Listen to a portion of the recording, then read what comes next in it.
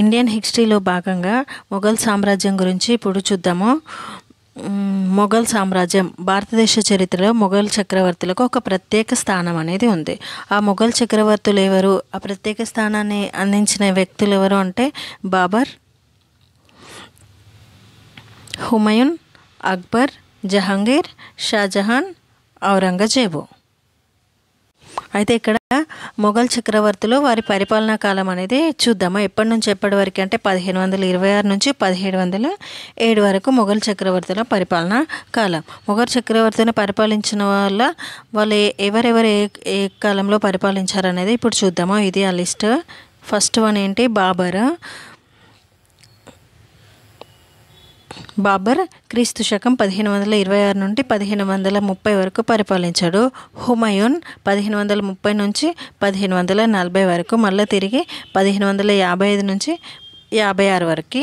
Next share Shah సూర్వంశం క్రీస్తు శకం 1540 నుండి 45 వరకు, మళ్ళీ 45 నుంచి 53 వరకు, మళ్ళీ 1553 నుంచి 55 వరకు.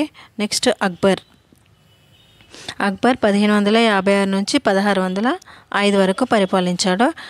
నెక్స్ట్ జహాంగీర్ 1605 నుంచి 1627 వరకు పరిపాలించాడు. నెక్స్ట్ షాజహాన్ 1628 నుంచి 1658 వరకు పరిపాలించాడు. నెక్స్ట్ ఔరంగజేబ్ 1658 నుంచి 1707 వరకు పరిపాలించారు. ఇది మొఘల్ చక్రవర్తుల పరిపాలనా కాలము. అయితే వీటిని ఆర్డర్లో గుర్తుపెట్టుకోవాలి. ఫస్ట్ ఎవరు, సెకండ్ ఎవరు, లాస్ట్ ఎవరు ఉన్నారు, ఇది ఈ విధంగా గుర్తుపెట్టుకోవాలి. ఫస్ట్ బాబర్, లాస్ట్ ఎవరు ఔరంగజేబు. నెక్స్ట్ బాబర్ తర్వాత ఎవరు హుమయూన్ తర్వాత ఎవరు షేర్ షా తర్వాత ఎవరు అక్బర్, జహాంగీర్, షాజహాన్, ఔరంగజేబు. ఇట్లా ఇది ఆర్డర్ వైజ్ గుర్తుపెట్టుకోవాలి.